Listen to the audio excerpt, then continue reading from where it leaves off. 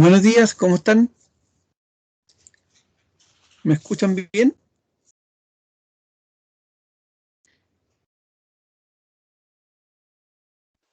Hola, Buenos profe. días, profe. Sí, se lo escucha bien.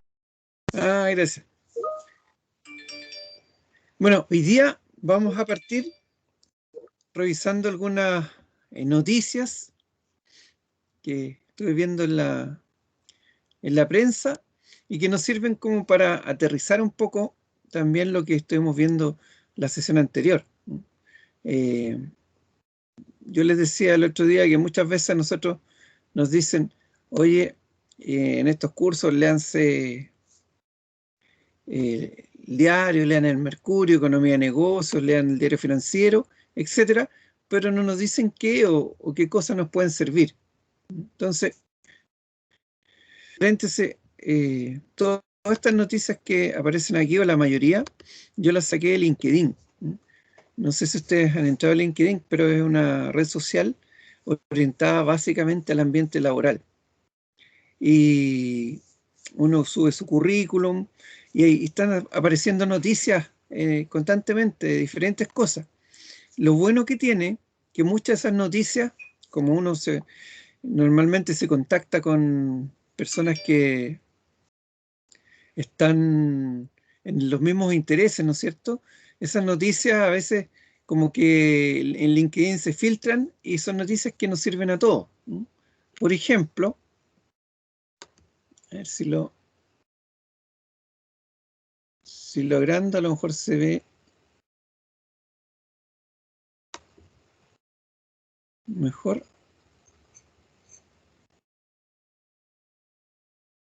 No se agranda nada. Pero ahí se ve bien, ¿o no? Parece que sí. Algo pasa con el...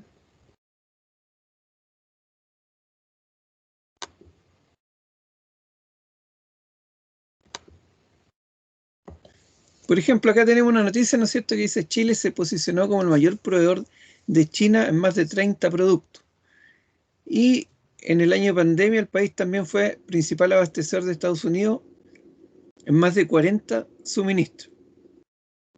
Al leer esta noticia, y vayan ayudándome ustedes. Acá la hojita acá.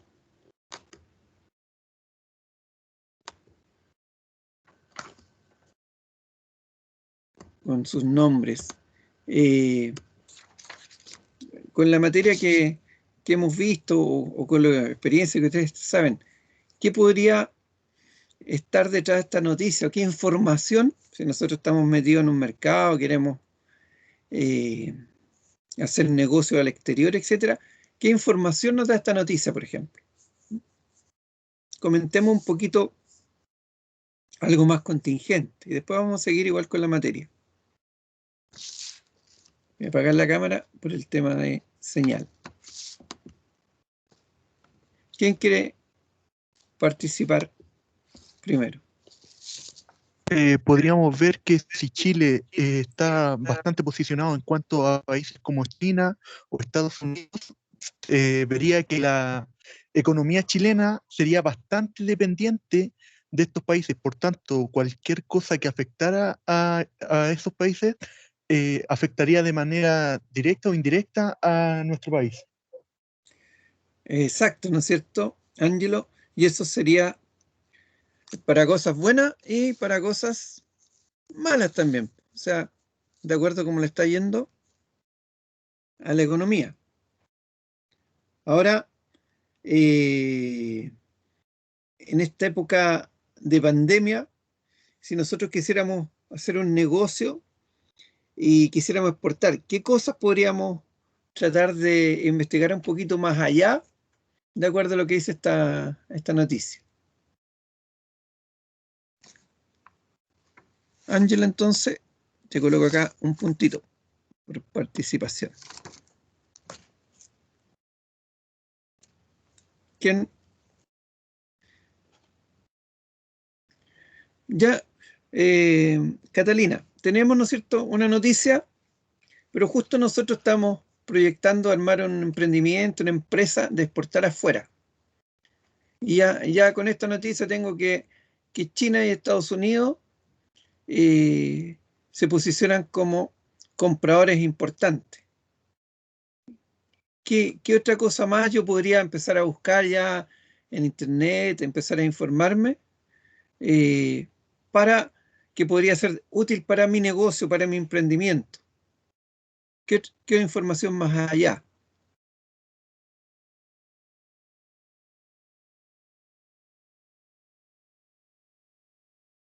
Si Chile es uno de los mayores proveedores, podríamos tener también que tal vez estos países tienen un trato preferencial o alguna ventaja de exportar desde Chile a aquel país. Entonces, por ese lado podríamos ver alguna, como digo, alguna ventaja que podría tener la exportación hacia allá. Claro, podríamos ver ventajas, pero como pregunta ahí Catalina también, ¿no es cierto? Empezar a ver ya qué productos, ¿ah? Porque ahí habla de 40, 30 productos, pero qué productos, cuáles productos podrían asemejarse más al emprendimiento que nosotros queremos, ¿no es cierto? Y básicamente uno empieza a ver dos variables acá, que son, por un lado, precio y por otro lado, cantidad, porque precio por cantidad me va a dar al final volúmenes posibles de venta, ¿no es cierto? Y posibles negocios que nosotros podamos hacer. Entonces, con esta primera noticia, la idea es ir viendo, ¿no es cierto? ¿Qué cosa me puede servir de lo que sale en la prensa? Vamos a ver otra, para comentar. Ah, me llegó hoy día la información de AFP y referente a lo que rentó positivo o negativo en el último tiempo. No sé si se alcanza a ver bien ahí. Voy a tratar de agrandarlo un poquito más.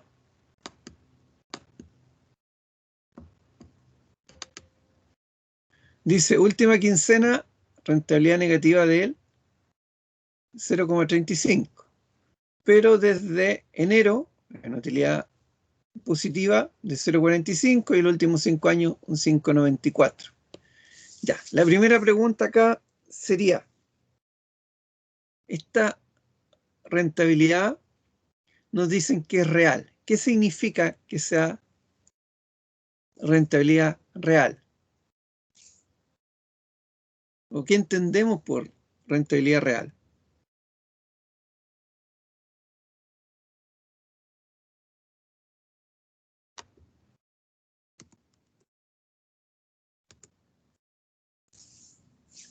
¿Quién quiere responder? Cuando me dice ahí de que, por ejemplo, en el año hemos ganado un 0,45, acá arriba. Profesor, puede significar que es el porcentaje real que se va directo a la cuenta, por ejemplo, descontando comisiones, descontando otros parámetros. No, mira, Janet, cuando hablamos siempre de rentabilidad real en los mercados financieros, estamos diciendo rentabilidad sobre la inflación. ¿Mm?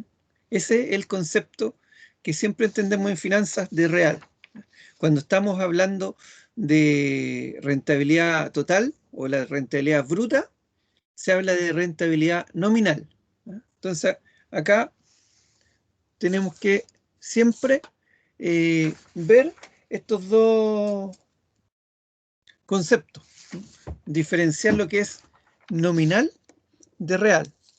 ¿Y por qué? Porque de repente eso nos puede confundir, ¿no es cierto? De repente tenemos una tremenda rentabilidad en un negocio, en un bono, en un producto, pero si la inflación es muy alta, al final eh, lo nominal no nos sirve porque terminamos en el neto teniendo menos plata o menos disponible que lo que deberíamos tener. Acá Catalina dice, va descontando las pérdidas No tiene que ver con el neto, eso es la utilidad de ventas menos costos, ¿no es cierto? No tiene que ver con eso, sino que básicamente tiene que ver con la inflación. El problema es que la inflación es un tema re complicado, sobre todo en países como los nuestros. Latinoamérica ha tenido problemas súper grandes de inflación. Nosotros los tuvimos, eh, hablábamos el otro día, en los años 80, pero en el año 2000 lo tuvo Argentina y Brasil. ¿Y qué significa eso? Imagínense que ustedes están ganando, supongamos, para hacerlo en cifras fáciles, un sueldo de 100.000 pesos. Y con 100.000 pesos eh, pueden vivir bien y compran lo necesario. Estamos haciendo un supuesto, ¿no es cierto? Eh, y hay cero inflación. Bueno, vamos a seguir así a lo mejor por 2 o 3 años, no van a subir el sueldo a 110, a 120, pero no vamos a tener problemas. El tema es que cuando hay inflación, si ustedes están ganando 100, pero la inflación subió un 100 en el año, al año siguiente esos 100.000 pesos le va a servir para comprar la mitad de las cosas, ¿no es cierto? Entonces, eh, a lo mejor ustedes el próximo año les suben el sueldo de 100 a 150, pero ya esos 150 no le alcanza para comprar lo mismo que compran antes. ¿Por qué? Porque la inflación se va comiendo todo. Entonces, financieramente, lo que uno busca es saber cuánto gana desde el punto de vista real. O sea, sobre inflación, porque eso es ganancia. Si uno gana lo mismo, ¿no es cierto?, que la inflación, lo único que hace es mantener el valor del dinero en el tiempo, pero no hay en el fondo ahí una utilidad real, un crecimiento real de lo que en economía se llama la riqueza. Claro, como dice Jennifer ahí, la utilidad nominal, ¿no es cierto?, es la total, la que no toma en cuenta la inflación. Y esto también nosotros tenemos que verlo no solamente en los fondos FP, sino que en cualquier otro tipo de producto. Yo les hablaba el otro día de cuando uno compra acciones, que a veces uno se confunde, ¿no es cierto? Dice, oye, compré acciones y en 100 y después de un año ahora valen 110, me gané un 10%. No es así, porque si la inflación del año fue un 5, la verdad que me gané un 10% nominal, pero real me gané solamente un 5. ¿Qué otra cosa podemos ver acá de lo que informó el FP? Bueno, el desglose, acá está informando el desglose de los últimos 15 días de este menos 0,35. Y nos dice, mira, eso fue básicamente porque la renta variable extranjera perdió un 0,45. La renta fija nacional perdió un 0,12. Y no en todas las variables se perdió, ¿no es cierto? En la renta variable nacional ganamos la renta fija extranjera también. Lo que pasa es que los fondos no tienen una sola variable de inversión, sino que los fondos lo que tienen es una cartera. Y cuando estamos hablando de cartera, ¿no es cierto?, vamos a tener algunos elementos que van a subir y otros que van a bajar. Y esto es parte de lo que ustedes vieron, ¿no es cierto?, en los cursos de Finanzas 1 o Finanzas 2. En este caso acá se llama gestión financiera de corto plazo y de largo plazo. ¿Vieron? Cartera. ¿Y por qué las AFP trabajan con cartera? Básicamente porque es la forma que en finanzas tenemos para diversificar el riesgo. ¿Alguna pregunta, alguna duda? ¿Alguna observación que quiera hacer alguien? Profesor, yo Sí, tengo una pregunta como igual. Esperanza. Es que me uní como a las 11, 10 minutos y quiero saber por qué empezamos hablando de la AFP. Porque estamos hablando de la prensa, lo que ha salido estos días de noticias, aterrizando un poco lo que partimos viendo en la introducción con lo que pasa en el mercado real. Cada cierto, no todas las clases, pero cada ciertas clases vamos a hacer una revisión de noticias y los vamos a relacionar con la materia que nosotros estamos viendo en el curso. Esa es la idea. Ah, ya, ok, gracias, profesor. De que acá entonces, a ver, el lapicito parece que tiene sueño, no siempre funciona el tiro. Ahí sí. Entonces, acá nosotros lo que invertimos en cartera. Acá lo que tenemos hasta aquí es, a ver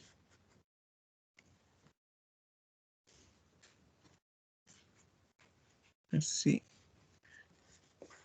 quiero dejarlo aquí escrito porque así lo revisan también en la grabación, pero no sé por qué no me quiere escribir. Ah, está lento, no es que quiera. Bueno, hasta aquí el total, el menos 0,08, ¿no es cierto? Es rentabilidad nominal.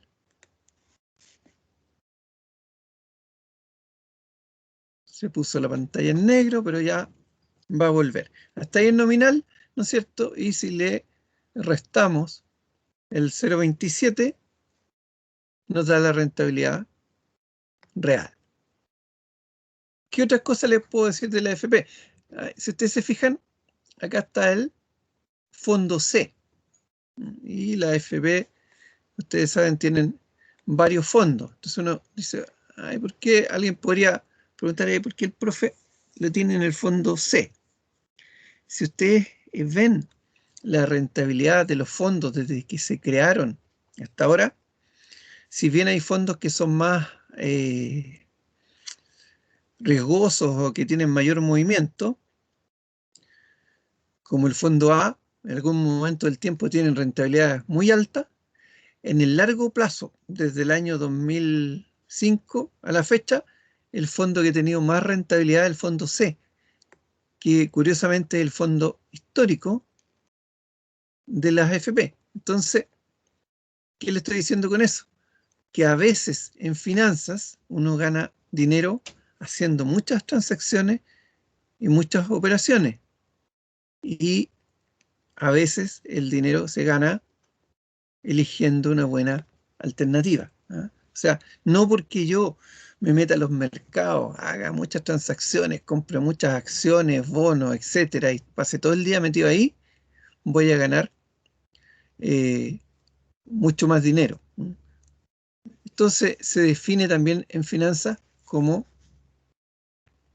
estrategia, por ejemplo,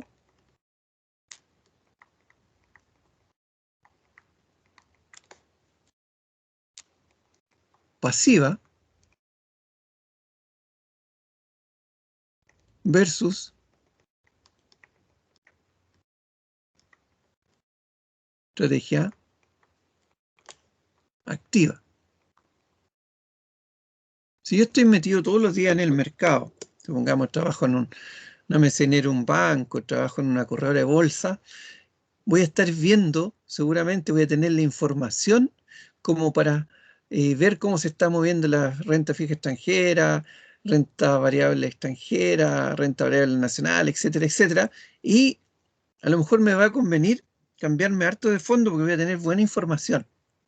Pero si yo estoy trabajando en una empresa en la cual estoy dedicado más que nada a proceso, manufactura, comercio, no voy a tener el tiempo ni la información para estar tomando tantas decisiones y tanto cambio de fondo. Y a lo mejor me conviene más una estrategia pasiva. Son los dos tipos de estrategias que uno toma cuando está en finanzas. En caso mío, el tiempo que estaba en banco, en mesa de dinero, de repente me hacía cambios de fondo, pero de que me dediqué más a la consultoría y a la docencia, me quedé en el fondo que en el largo plazo daba una mayor rentabilidad. Vamos a ver en este curso más del tema de AFP también en la última parte de la materia. De hecho, el trabajo que ustedes van a ver va a ser básicamente comparar distintos tipos de modelos de ahorro previsional. Veamos otra noticia. Dice, Erdogan vuelve a destituir al jefe del Banco Central de Turquía. El presidente turco, después de 4 meses, volvió a cambiar al presidente del Banco Central. Y acá también es una noticia que tiene que ver con la materia que vimos la sesión anterior o materias que vamos a estar viendo durante el curso. Acá, de nuevo, esa noticia.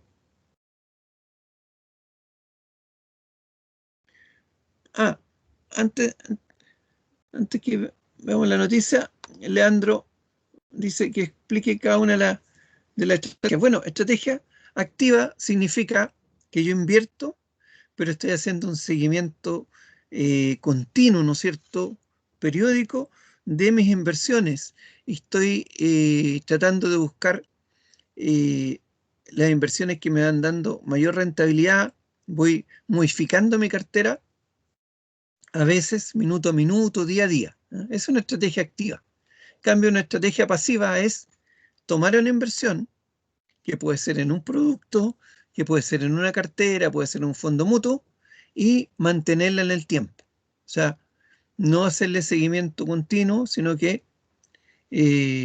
dejar que vaya generando una utilidad producto de lo que rente esa cartera en el tiempo. Y los cambios a lo mejor lo hago, no sé, una vez al año, una vez cada 5 años, etc. El ejemplo que les daba yo es básicamente de que están los multifondos, casi me he mantenido siempre en el fondo C y ha sido una buena inversión en el sentido de que ha sido el que más ha rentado en el tiempo. Pero ahí cada uno vamos a ir viendo cuando veamos finanzas personales, toma sus decisiones, ¿no es cierto? Profesor, Janet, ¿sí? en este caso, por ejemplo, la estrategia activa está en la empresa Felices y Forrado, que en el fondo es como que ellos actúan por nosotros, que ellos hacen esta estrategia, nos dicen, mira, cámbiate al A, B, C. Exactamente. Muy buena acotación, Janet. Felices y Forrado, en el fondo, hace por nosotros, ¿no es cierto?, la estrategia activa. Ellos nos recomiendan, ¿no es cierto?, cambiarnos de fondo, nosotros hacemos el cambio de fondo y al final se genera una estrategia activa. En realidad, la estrategia activa la puede también tercerizar o delegar. El tema ahí, ¿no es cierto?, es que uno siempre tiene que ir evaluando en el tiempo si le convino o no le convino esa estrategia. Entonces, las personas que están ahí en empresas como Felices y Forrado, una de las cosas que tienen que hacer es comparar siempre, ¿no es cierto?, su costo de oportunidad con respecto a la estrategia pasiva. Porque la estrategia pasiva, la gracia que tiene es que siempre va a tener menos costo. Por un lado no voy a pagar comisión, que alguien me puede decir es súper baja, son 2.000 pesos, pero por otro lado no voy a dedicar tiempo. Y el tiempo, sabemos todos los que estamos acá, ¿no es cierto?, ya sea por estudio, por trabajo, que es un bien limitado. Y el costo tiene también un valor.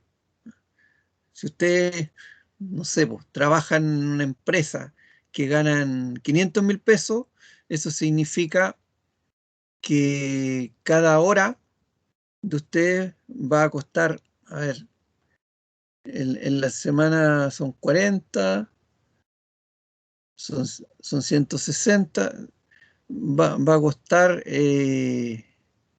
como 20 y tantos mil pesos cada hora de trabajo. Entonces uno también tiene que valorar su tiempo libre, ¿no es cierto? Si yo en mi tiempo libre voy a ocupar una hora diaria o cada cierto tiempo en estar revisando, o sea, en hacer una estrategia activa, eso también yo debería descontarlo de lo que gané, porque a lo mejor ese tiempo lo puedo dedicar al ocio, lo puedo dedicar a la familia, lo puedo dedicar al deporte, etcétera, etcétera. Entonces, el error que a veces nosotros cometemos cuando invertimos es que solamente nos dedicamos a mirar cuánto ganamos. A veces lo que ganamos es nominal, no le descontamos lo real. Y a veces tampoco descontamos el tiempo invertido. Y el tiempo invertido también tiene un valor. Entonces, si bien Felices Forrado nos da una ayuda en la estrategia activa, tenemos que valorizarla.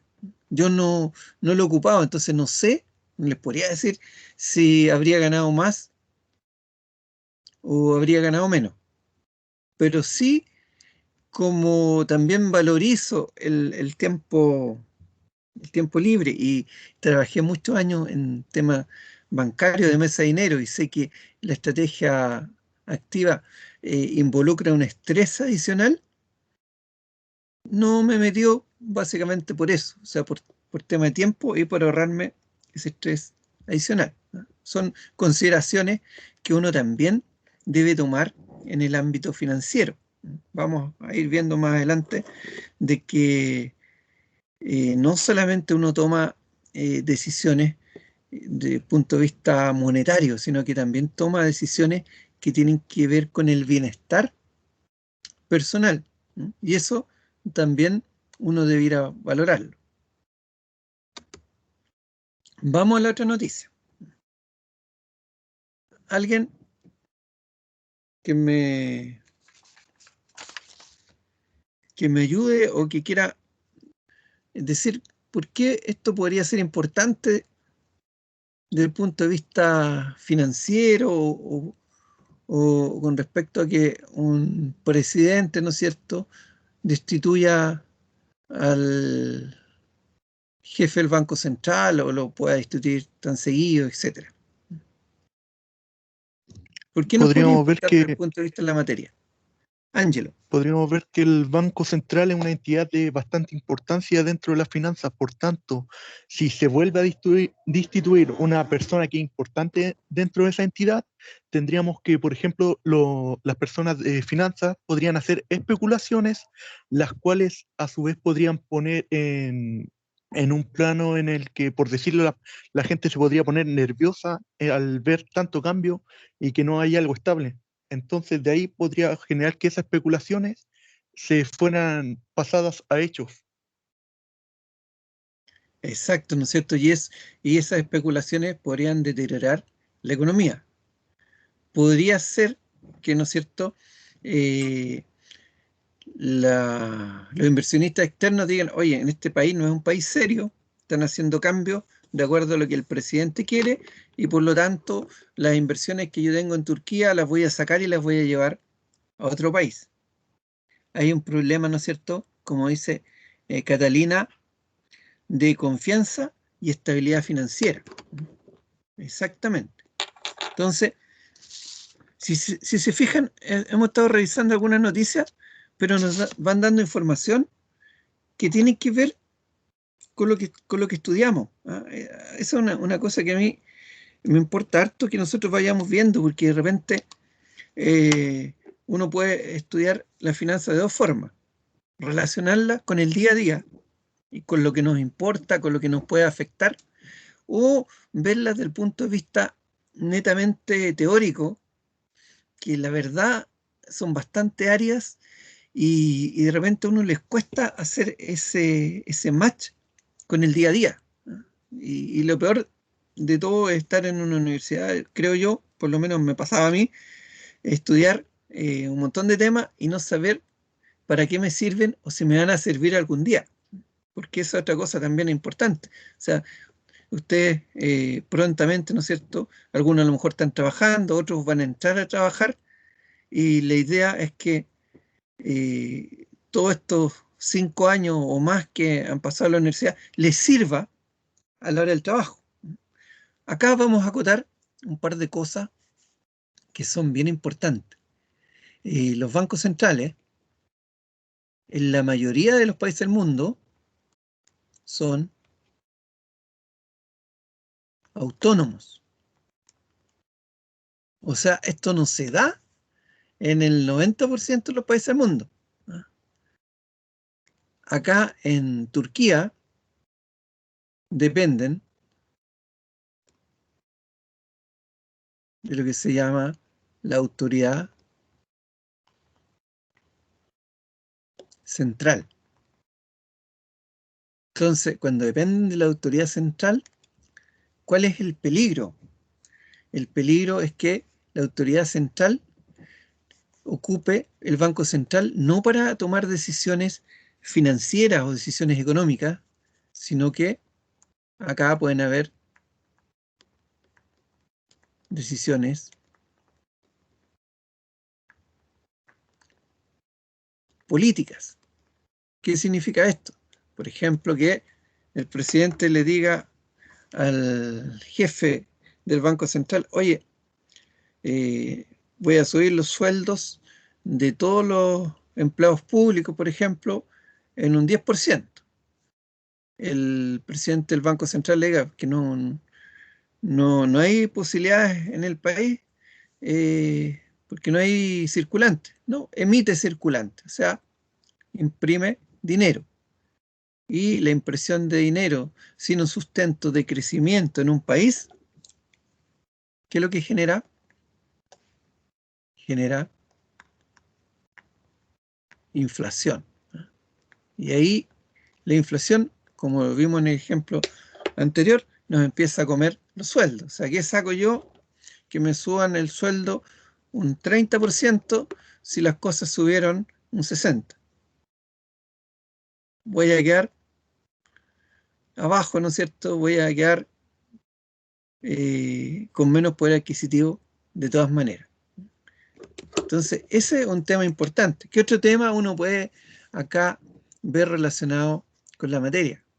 La mayoría de los bancos centrales, y acá incluyo al Banco Central de Chile, tienen como objetivo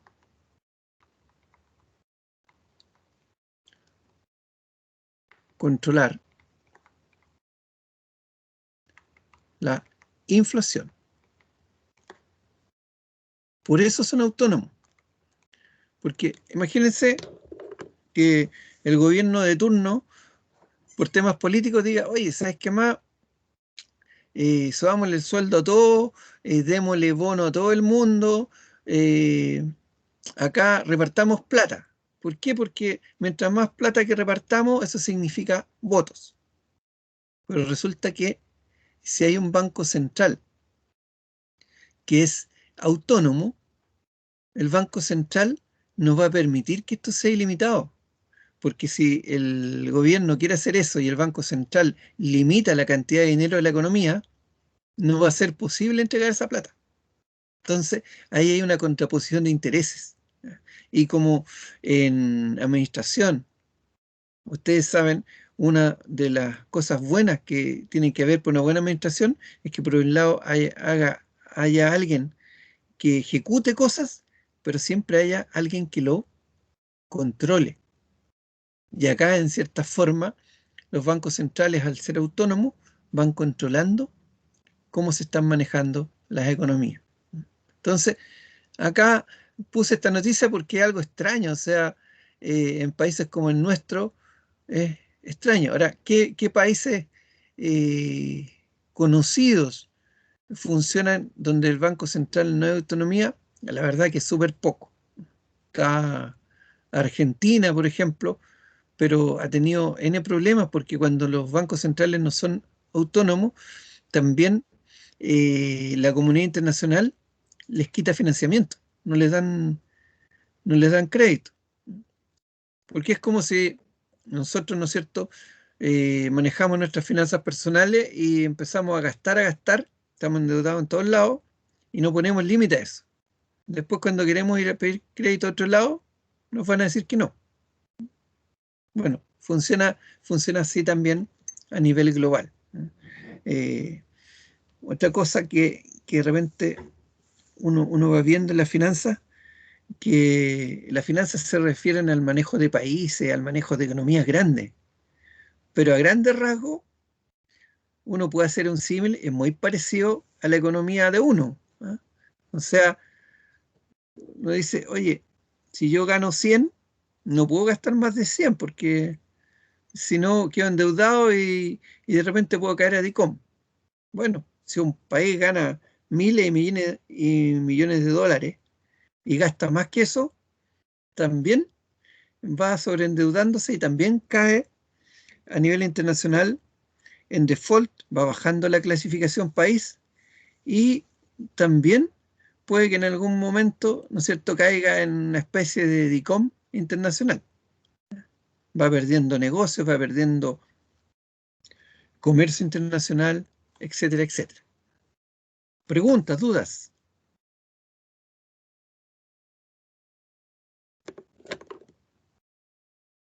Acotaciones.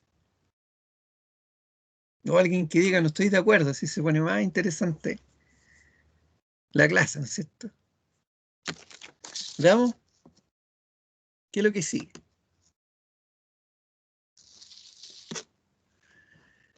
Dice, con el anuncio del Federal Reserve Board, que lo que esto es el directorio de la Reserva Federal, y la Reserva Federal, para todos los efectos, nosotros podríamos decir también que es el Banco Central de Estados Unidos. O sea, eso para nosotros es el equivalente al Banco Central acá, ¿no es cierto? Son los que emiten los bonos, etcétera, etcétera. Y dice que va a mantener sus tipos de interés. O sea, ¿qué es lo que va a mantener? Va a mantener lo que aquí en Chile se llama la tasa de política monetaria. ¿Se acuerdan? Eso se ve en gestión financiera 1, o sea, o de corto plazo y de largo plazo. ¿Se acuerdan? La tasa política monetaria, ¿qué es lo que era? ¿Para qué servía, no? ¿Quién me ayuda con esa pregunta?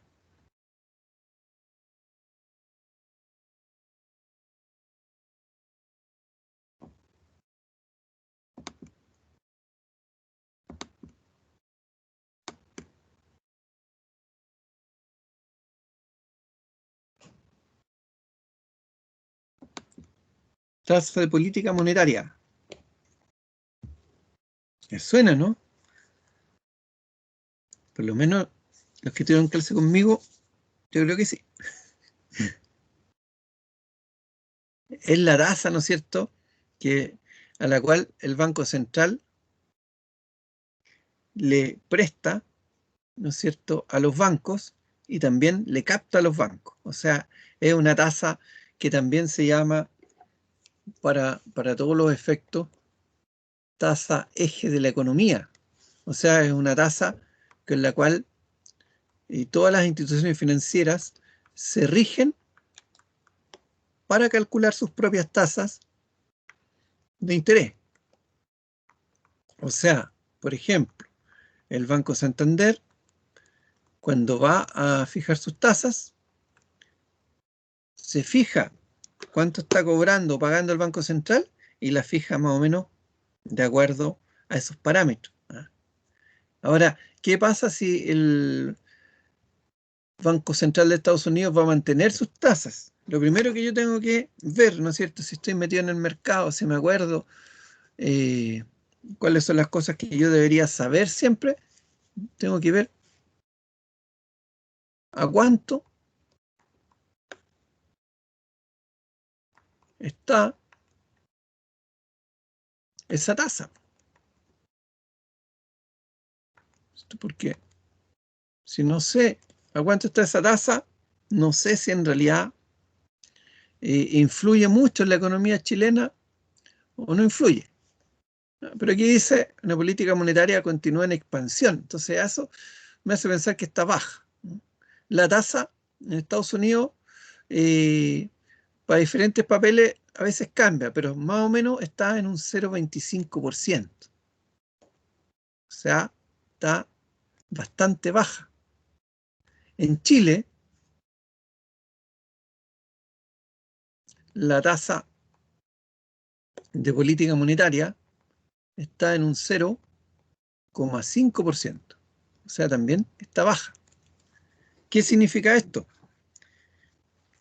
Que el Banco Central le presta a los bancos acá en Chile al 0,5 y que de ahí para adelante los bancos le prestan a las empresas. Ustedes saben que mientras más grande la empresa le prestan más barato por un tema de riesgo.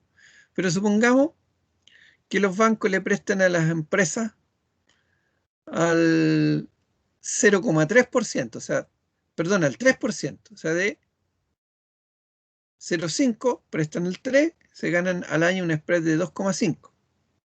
Pero si ustedes están en una gran empresa y un banco le está prestando plata al 3% anual y la inflación del país es un 3% anual, ¿a cuánto le está prestando en realidad real el banco a ustedes?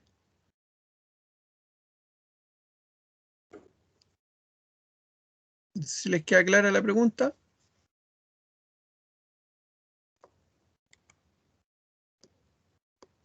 Banco presta 3% anual. Inflación 3% anual. ¿Cuál es la tasa real que le están prestando a ustedes como empresa?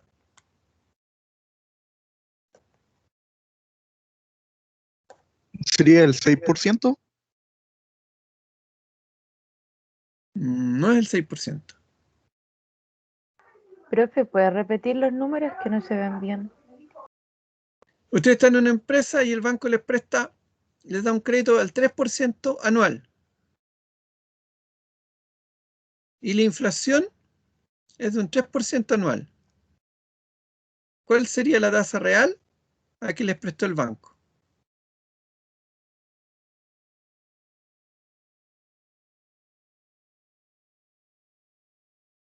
Acuérdense que la tasa de interés a que les presta el banco a ustedes le tienen que restar la inflación. Por lo tanto, tasa real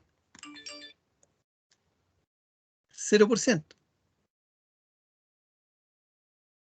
Y si ustedes les prestan una tasa real del 0%, le están dando un crédito súper barato. ¿No es cierto?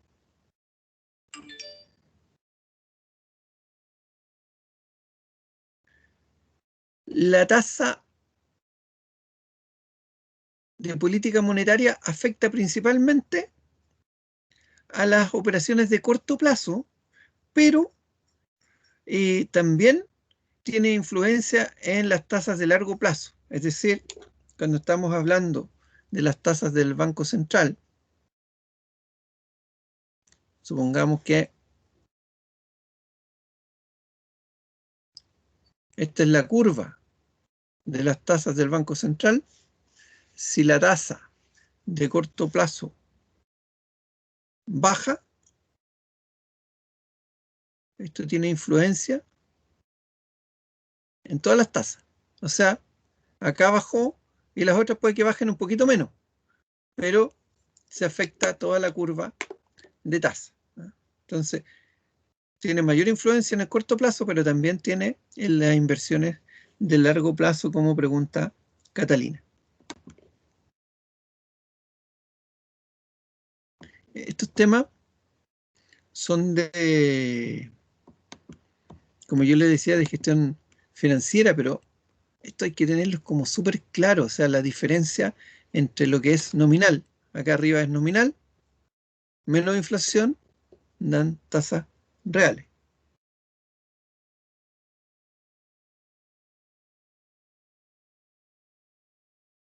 Exacto lo que pregunta ahí Catalina, yo voy leyendo, junto con hacer la clase, voy leyendo el chat, ¿no es cierto?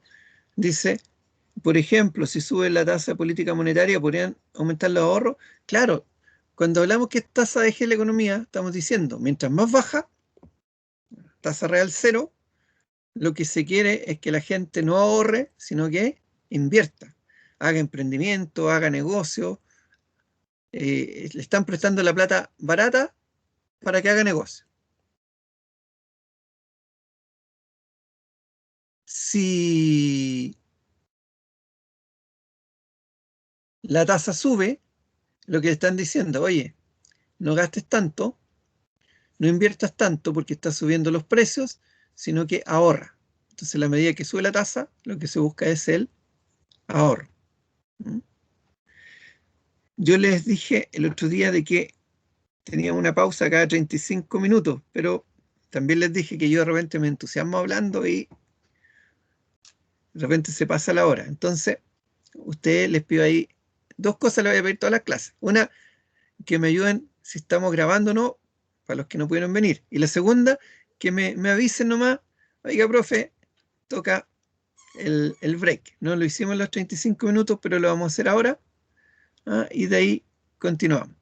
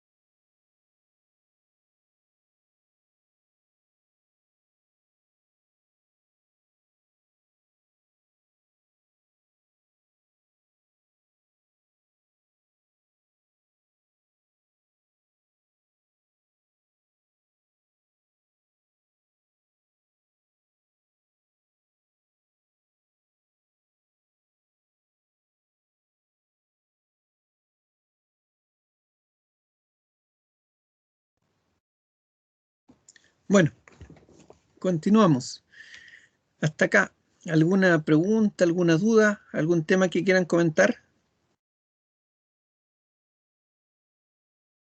Como les dije la sesión anterior, de repente pueden traer ustedes algún tema y no hay ningún problema. O sea, si está relacionado o lo podemos ver acá, también es una buena práctica.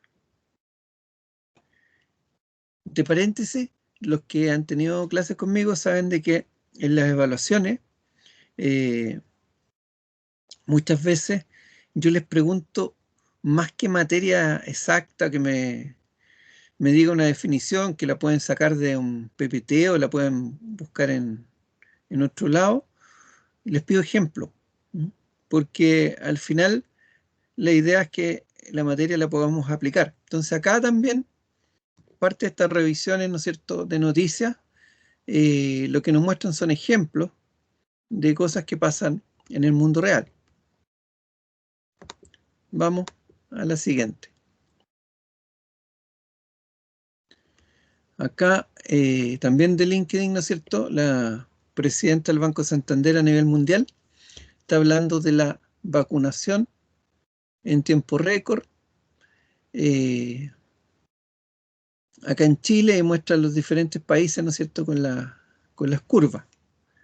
Ahora, desde el punto de vista económico y financiero, esta noticia podría ser importante. Y si es importante, ¿por qué?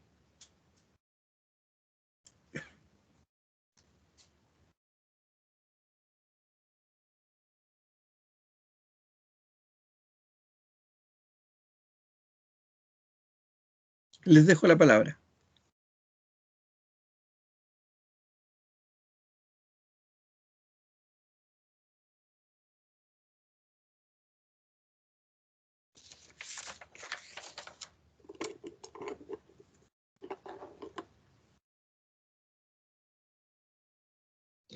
Más que la parte de la vacunación en sí, podríamos tomarlo como una referencia a que Chile es un país en el cual se tiene un plan para todo, por decirlo de alguna manera, o para ejemplificar que Chile en un plano de salud está bien y por tanto se podría decir que en un plano financiero también podría llegar a ser bueno de igual manera.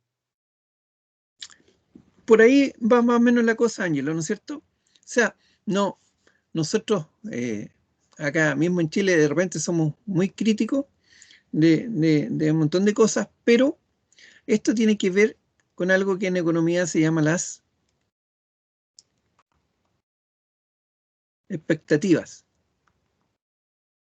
¿No? Y las expectativas harían pensar, ¿no es cierto?, a nivel internacional, alguien que, por ejemplo, quiere invertir en distintos países, de que acá, primero, podría terminar antes, ¿no es cierto? Ojalá, Dios quiera, la pandemia, ¿ya? Entonces, si terminara antes que en otros países, eso podría hacer de que también la inversión se recuperara antes, que el crecimiento se recuperara antes y por lo tanto sería una buena alternativa invertir acá.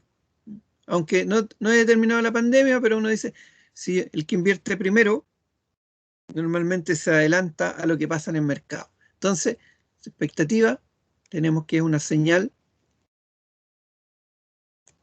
económica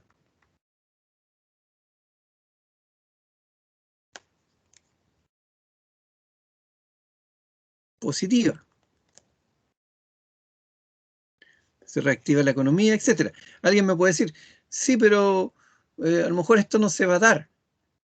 Bueno, puede que no se dé, ¿no es cierto? Puede que ninguna de estas cosas se dé y que seamos el país que demore más en salir de la pandemia y que no haya crecimiento y un montón de cosas.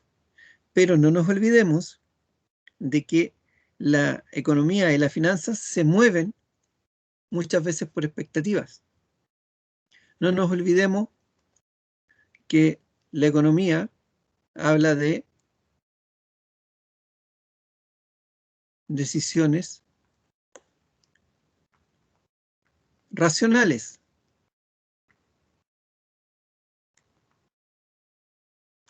pero que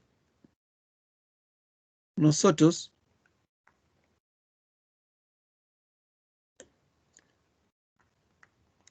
a veces tomamos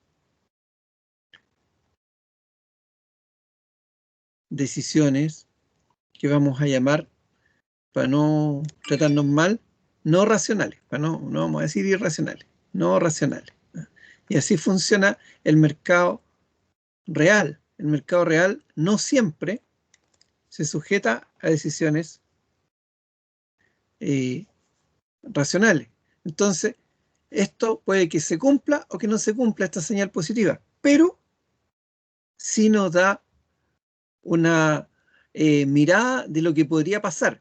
Y en economía, en finanzas, nos fijamos siempre en expectativas y esto se traduce en probabilidades. Ustedes que tuvieron estadística saben que las probabilidades no siempre se cumplen, pero sí dan una base para tomar decisiones. Aquí hay una pregunta de Catalina, dice, profe, ¿y usted está de acuerdo con que se dieran vacunas a otro país? ¿Eso no nos estaría afectando económicamente? Bueno, es que acá está el tema de expectativas, pero también, y acá, miren, lo voy a colocar así. Los países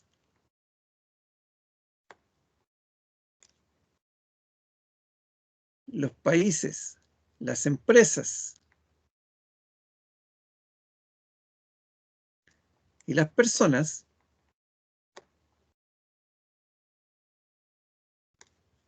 nos movemos o tratamos de mantener una imagen. Y para la imagen país es beneficioso haber donado, ¿no es cierto?, vacunas a otros países. Porque aquí también se ve desde el punto de vista económico. O sea, se dice, oye, claro, esas vacunas tuvieron un costo, pero ¿y cuál es el beneficio de ese costo? Y en finanzas siempre vamos a estar mirando eso, costo versus beneficio. O sea, que beneficio que se ve afuera, que Chile es un país solidario, ¿no es cierto? Que Chile, si bien le ha ido bien con el tema de la vacunación, también está preocupado de lo que está pasando en los países vecinos.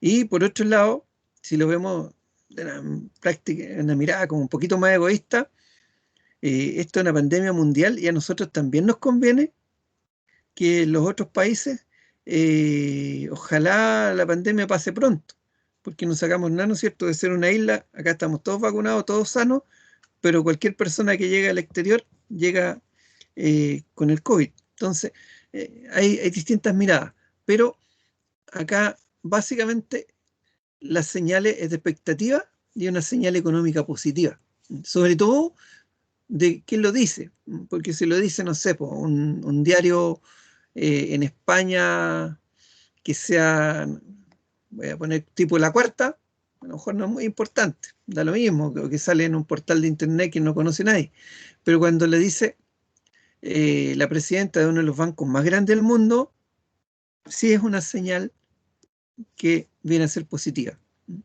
Y muchas de las cosas en economía y en finanzas se mueven por señales.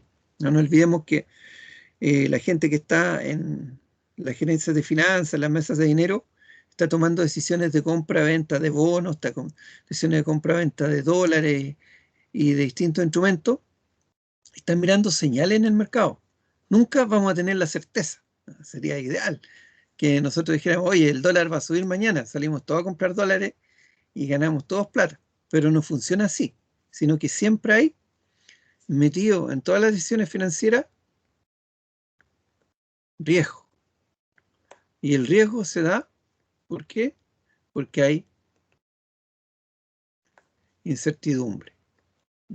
Entonces, Cuando tenemos incertidumbre, noticias como esta nos dan como, oye, parece que para allá va la cosa. Nos dan como una expectativa, nos dan como una probabilidad de que algo pase. Y como no tengo nunca 100% de seguridad, las probabilidades me sirven. ¿Para qué? Para tomar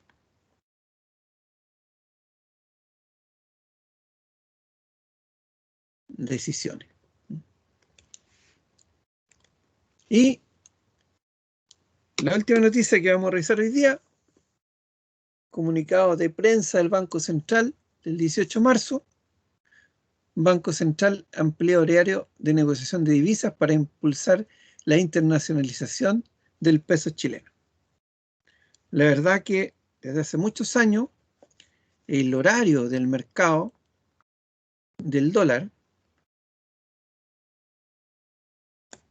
ha sido más o menos entre las 10 de la mañana y la 1 de la tarde. O sea, 11, 12, 1, 3 horas. O sea, un horario bastante chico. Cuando digo mercado, estoy diciendo, oye, entre esa hora en realidad fluctúa el dólar contra el peso, se hacen operaciones, se mueve el mercado. Si vamos a mirar los países desarrollados, la verdad que las monedas se transan las 24 horas. ¿Eh? Cuando hablamos del euro, cuando hablamos de la libra esterlina, cuando hablamos del yen, etcétera, etcétera, estamos diciendo que estos se transan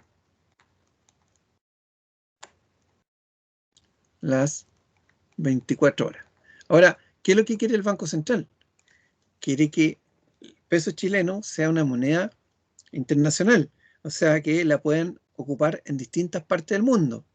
Y para eso, una de las primeras cosas que tiene que hacer es aumentar el volumen transado. El Banco Central, acá en la noticia, dice que está aumentando su reserva en 12.000 millones, ya tenía como 20.000 y tanto, o sea, va a tener cerca de 40.000 millones en reserva, lo que da una seguridad de que el país tiene mucho dólar, y también, por otro lado, está aumentando los horarios. ¿Y cómo? Está llamando a los bancos a las 9 de la mañana, y los bancos abrían a las 10. Ahora a las 9 de la mañana, los bancos saben que el central les puede cotizar dólares, y por lo tanto, tienen que estar preparados.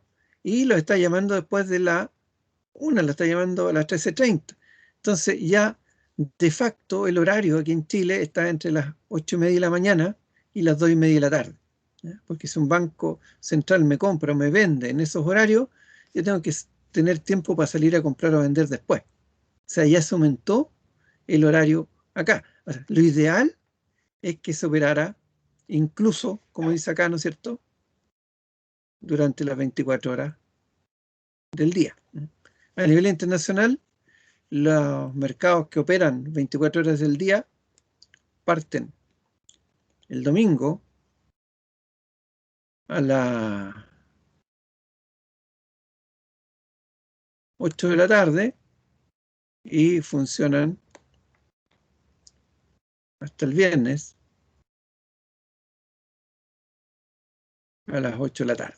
O sea, sin parar de domingo a viernes. Ahora, ¿cómo lo hacen? Bueno, hacen relevo, ¿no es cierto? Son bancos globales que tienen en distintos países sus sucursales, entonces van cambiando las posiciones de un país a otro, de un horario a otro, pero funcionan las 24 horas ininterrumpidas. Si el Banco Central, con este impulso, logra, ¿no es cierto?, ampliar el horario, incluso que se llegara a operar las 24 horas del día, ya nuestro mercado chileno sería un mercado desarrollado.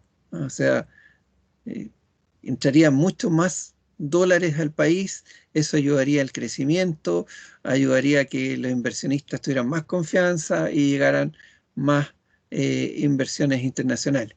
Ese es el objetivo que está detrás de esta ampliación de horario del Banco Central. No es menor.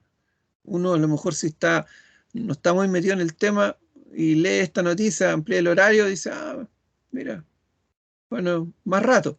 Pero detrás de estas noticias, ¿no es cierto?, hay toda una lógica que es económica y una lógica que es financiera. Y eso es lo que nosotros vamos a tratar de ir también descubriendo, y es lo que deberíamos manejar ya cuando estamos trabajando en el mercado real. Sobre todo si estamos trabajando en el área de finanzas, pero da lo mismo, ¿no es cierto?, en el área que trabajemos, trabajando en una empresa, uno debiese estar preparado para entender este tipo de cosas. Preguntas, dudas. Con esto terminamos aquí las noticias contingentes que habían para hoy día. Como les digo, no todas las clases, pero cada ciertas clases, cuando se junten algunas noticias, vamos a revisar también. Y la idea es estar informados, ¿no? Yo igual les digo lo mismo que les dicen los profesores de los otros ramos de finanzas. Oye, empiecen a leer el diario financiero, empiecen a leer Economía, Negocio, el Mercurio, etcétera, etcétera, pero traten de relacionarlo y traten de entender, oye, esto me sirve por esto, ¿ah? No es porque sí. La teoría por sí sola, la verdad que no sirve para nada. Bueno, habíamos quedado, ¿no es cierto?, en la sesión anterior, en esta lámina del mercado financiero internacional. Y en cierto modo, ¿no es cierto?, estábamos hablando ahí también de la evolución del mercado de capitales. Se cayó la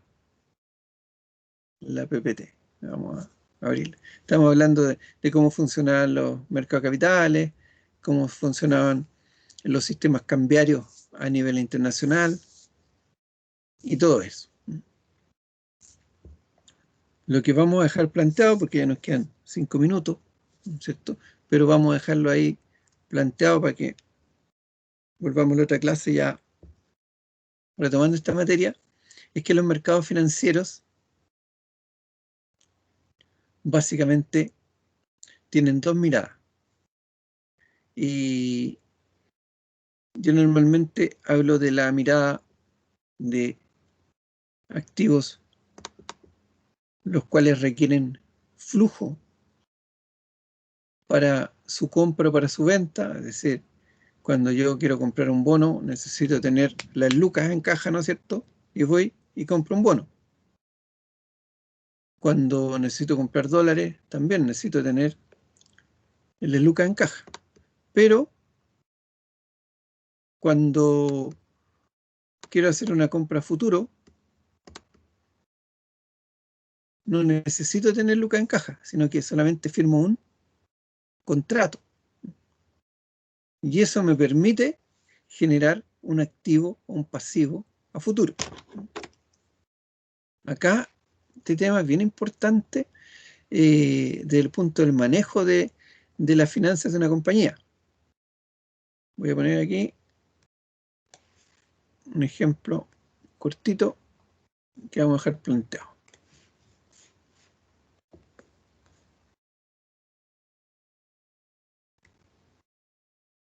Aquí tengo caja en dólares y aquí tengo caja en pesos. Si yo quiero comprar $1.000.000 para que este $1.000.000 me quede como activo, tengo que gastar, ¿no es cierto?, supongamos 700 millones de pesos. Esto es millones y esto es millones. Y estos son flujos. ¿Por qué? Porque aquí hay un flujo de $1.000.000 y acá hay un flujo de 700 millones de pesos. En cambio, en el mercado futuro, si yo quiero comprar $1.000.000, por ejemplo, un forward en dólares, quedo con un derecho a comprar estos dólares en una fecha futura y quedo por este otro lado con una obligación de pagar, supongamos, los 700 millones en una fecha futura. Entonces, acá estamos hablando de flujos de dinero. Y acá estamos hablando de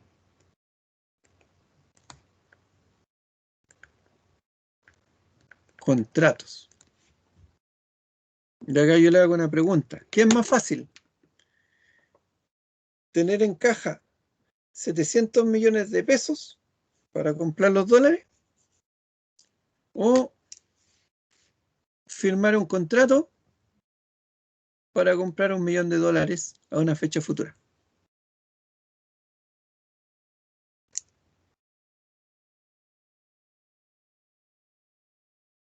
¿Qué encuentra que es más fácil?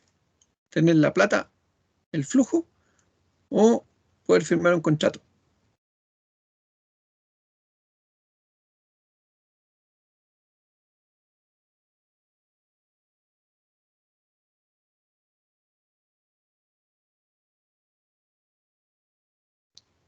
Firmar un contrato, como dice Esperanza, ¿no es cierto? Claro, firmar un contrato, ¿por qué?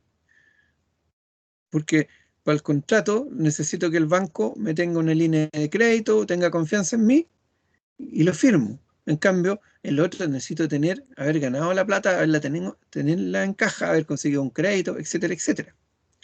¿Y qué significa esto? Que si aquí tengo los mercados spot,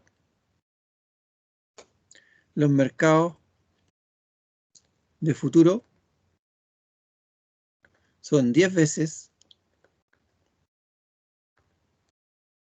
más grandes. O sea, es mucho más fácil firmar un contrato y eso hace que hoy día, si bien en finanzas nosotros enseñamos muchos temas relacionados con el mercado spot, los mercados más importantes a nivel internacional, los más grandes, sean los mercados de futuro.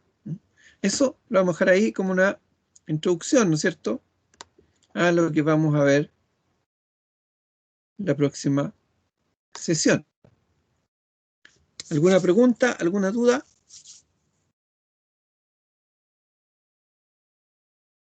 Vamos a dejarlo hasta acá. Les paso el dato para que llevemos una contabilidad de los puntitos.